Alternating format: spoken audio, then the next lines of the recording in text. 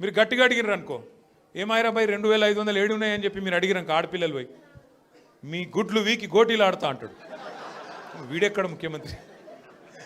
ముసలోళ్ళు పోయి ఏమాయిరా భయ్ మరి 2000 పెన్షన్ 4000 చెప్తాను, 100 రోజులు లాంటివి నరికితివి ఏడవన్నావు తమ్మి అంటే నీ పేగులు తీసి మెడలు వేసుకుంటా అంటాడు. అట్లాగే మన విద్యార్థులు పోయి ఏమయ్యా మరి 2 లక్షల ఉద్యోగాలు అన్నావు, ఏం సంగతి అంటే నీ లాగుల తొండలు ఇడిచిపెడతా. వీడేం ముఖ్యమంత్రి, వీందేం భాష, నాకు అర్థమే కాదు. అరే 2 ఏళ్ళకి వెళ్ళి ఏం చేసినవారు అయ్యాను అంటే లాగుల తొండలు ఇడుస్తా, మెడల బేగులు వేసుకుంటా, గుడ్లు వీకి గోటీలాడతా, నీ అమ్మ నీ అయ్య గీదా భాష. మాకు రాదా భాష? మాట్లాడమంటావా? హైదరాబాద్లో పెరిగినోని నేను.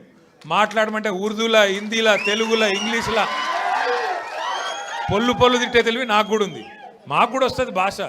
హైదరాబాద్ గల్లీలలో పెరిగిన నేను, నువ్వేడో ఊరికెళ్ళి వచ్చినావు. సరే రా, పర్వాలేదు, నీ అదృష్టం బాగుంది, ముఖ్యమంత్రి అయినావు, చేయి. రోజు ఏడుచుడు ఎందుకు?